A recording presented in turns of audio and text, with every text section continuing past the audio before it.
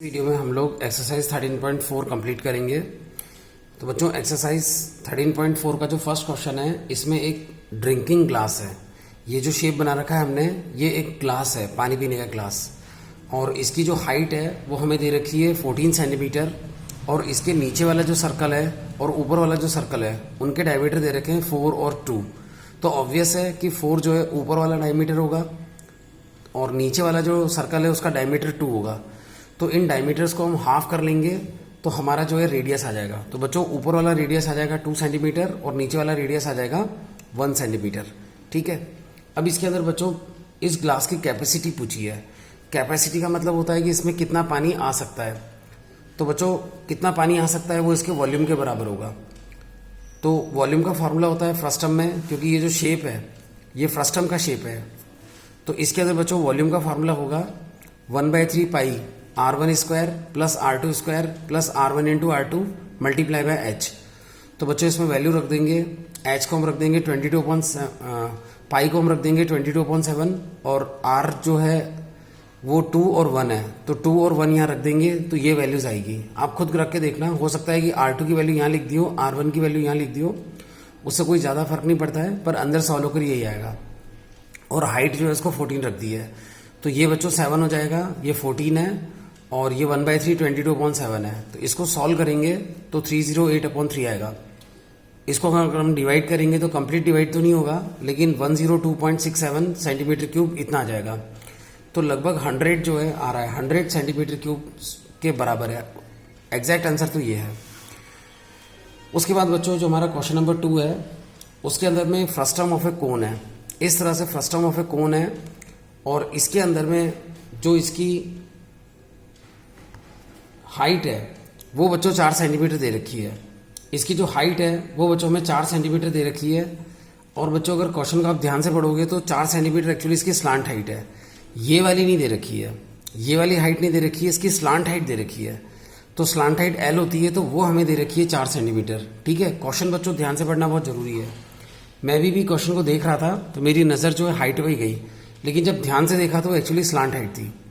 और बच्चों इसके अंदर में रेडियस नहीं दे रखे हैं, ना डायमीटर दे रखे हैं। इसके अंदर क्या है, पेरीमीटर दे रखे हैं। तो फ्रस्टम के ऊपर वाला ये जो सर्कल है, तो इस सर्कल की जो पूरी लेंथ है इसको बच्चों हम लोग पेरीमीटर बोलते हैं।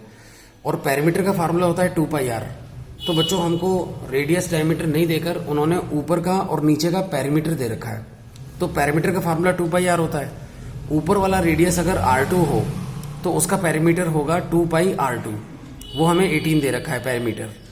और नीचे वाला जो पेरीमीटर है, अगर नीचे वाला रेडियस R1 होगा तो नीचे वाला ये जो पेरीमीटर है यानी पूरे सर्कल की लेंथ, वो हमें 6 दे रखी है। और पेरीमीटर का फार्मूला होता है 2πr। तो R1 रेडियस के लिए हो जाएगा 2πr1, तो वो हमें 6 दे रखा है। तो यहाँ हम 2 को डिवाइड में ले जाकर πr2 की वैल्यू निकाल लेंगे 9, और यहाँ भी 2 को डिवाइड में ले जाकर πr1 की वैल्यू निकाल लेंगे 3। अब बच्चों इसके अंदर में CSA पूछा है हमसे। तो CSA का फार्मूला फ्रस्टम में होता है πr1 plus R2 multiply by L। तो हम क्या करेंगे, पाई को अंदर भेज देंगे मल्टीप्लाई में। तो ये से मल्टीप्लाई होगा तो πr1 और ये से मल्टीप्लाई होगा तो πr2, और यहाँ पे बच्चों मल्टीप्लाई बाय L है। ठीक है। अब उसके बाद बच्चों यहाँ से हम πr2 और πr1 की वैल्यू इन दोनों जगहों पे रख देंगे, 3 और 9, और L की वैल्यू 4 है। तो 3 + 9 12, 12 4 ज़ा 48 सेंटीमीटर स्क्वायर, इस तरह से हो जाएगा। तो बच्चों ये क्वेश्चन थोड़ा सा ट्रिकी है, क्योंकि इसके अंदर में यहाँ पे हमें केवल जो है πr2 और πr1 की वैल्यू निकालनी थी, पाई की वैल्यू नहीं रखनी थी, क्योंकि एज इट इज ये दोनों वैल्यू यहाँ पे आ जाएगी। तो ये इसके अंदर में ध्यान देने वाली बात थी। उसके बाद बच्चों जो क्वेश्चन नंबर 3 है, उसके अंदर में एक वर्ड लिखा हुआ है TURK। ठीक है, TURK टर्क्स लिखा हुआ है। तो बच्चों जो मोमडियंस होते हैं उनके अंदर में भी अलग अलग जो हैं जातियाँ होती हैं। जैसे हमारे हिंदुओं में होती हैं ब्राह्मण, राजपूत, बनिया, अग्रवाल, जैन, माहेश्वरी, अलग अलग होते हैं ना। तो वैसे ही बच्चों मोमडियंस में भी पठान, कायम खानी, शेख और तुर्क होते हैं। तो ये जो लिखा हुआ है तुर्क लिखा हुआ है। और तुर्क एक जो है देश में ज़्यादा होते थे, तो उस देश का नाम तुर्की है, तुर्की, जिसको इंग्लिश वाले जो है टर्की बोलते हैं और इसको तुर्क बोलते हैं। लेकिन ये बच्चों तुर्क है, तुर्क। तो ये तुर्क लोग जो होते हैं ये विशेष प्रकार की जो है एक टोपी पहनते हैं, टोपी, कैप। उस टोपी का नाम होता है फेज। उस टोपी का नाम बच्चों क्या है, उस टोपी का नाम फेज है। तो ये जो फेस है वो इस तरह से फ्रस्ट्रम के रूप में होती है, ऊपर से भी ढकी हुई होती है और साइड में से भी यहाँ पर जो है ये कपड़ा लगा हुआ होता है। ठीक है, तो ये बच्चों इस तरह की टोपी है, साइड में भी कपड़ा लगा हुआ है और ऊपर से भी ढकी हुई होगी। भाई टोपी तो ऊपर से ढकने के लिए होती है, सर ढकने के लिए, लेकिन बच्चों नीचे की ये जो जगह है यहाँ से वो खोलो होगी। तो बच्चों ये यहाँ पर यही बता रखा है कि नीचे की ये जो जगह है, नीचे की ये जो जगह है वहाँ से वो हॉलो होगी, इस जगह से। तो इस जगह से तो उसको सर में पहन पाएंगे। तो पूछा है बच्चों कि इस टोपी को बनाने के लिए कितना कपड़ा जो है वो चाहिए रहेगा, और इसमें डायमेंशन क्या दे रखी है, स्लांट हाइट दे रखी है 15 सेंटीमीटर, ऊपर वाला रेडियस जो है वो 4 सेंटीमीटर और नीचे वाला रेडियस जो है 10 सेंटीमीटर दे रखा है। तो इसको बनाने में कपड़ा कितना लगेगा? तो बच्चों इसको बनाने में कपड़ा लगेगा एक तो साइड में यानी कि CSA और एक टॉप में यानी कि टॉप वाले सर्कल का एरिया। तो बच्चों इसमें कपड़ा लगेगा CSA प्लस टॉप। तो CSA का फार्मूला ये होता है पाई R1 plus R2 multiply by L plus ऊपर वाला जो सर्कल है, छोटे वाला सर्कल, वो जो है पाई R1 स्क्वायर होगा उसका एरिया, क्योंकि सर्कल का एरिया होता है पाई R स्क्वायर और ऊपर वाला जो सर्कल है उसका रेडियस हमने क्या माना है, उसका रेडियस हमने R1 माना है, तो ऊपर वाला सर्कल ही आएगा। तो बच्चों एक बार फिर से बता देता हूँ कितना कपड़ा लगेगा। एक तो वो होगा हमारा CSA प्लस टॉप, तो ये फार्मूला यहाँ से यहाँ तक होता है CSA का, और उसके बाद में ऊपर वाला सर्कल पाई R स्क्वायर, तो ऊपर वाला रेडियस R1 होता है तो पाई R1 स्क्वायर। ठीक है, ये चीज़ अगर सही हो जाती है तो क्वेश्चन पूरा सही हो जाता है। तो पाई की वैल्यू रख देंगे और R1 और R2 की वैल्यू रख देंगे, L की वैल्यू भी रख देंगे 15, और यहाँ पाई की वैल्यू 3.14 रखेंगे, क्योंकि R1 बच्चों अपना 4 है तो वो तो 7 के टेबल में है नहीं, इसीलिए यहाँ पर अपन ने पाई को 3.14 रखा है। लेकिन यहाँ पर 22/7 इसलिए लिखा क्योंकि मुझे मालूम था कि ये सॉल्व होकर 7 के टेबल का आ जाएगा तो कैंसिल हो जाएगा। तो बच्चों ये 14 आ रहा है, 14 इससे कैंसिल होगा तो 2 और 2 15 से हो जाएगा 30 और 22 है ही, और 4 का स्क्वायर हो जाएगा 16, 16 इसमें मल्टीप्लाई करोगे तो 50.24 और ये मल्टीप्लाई होकर आएगा 660, उसमें जोड़ोगे तो 710.24 इतना सेंटीमीटर स्क्वायर कपड़ा इसके अंदर में चाहिए। तो ये क्वेश्चन बच्चों बहुत अच्छा क्वेश्चन है, एग्जाम में आ सकता है।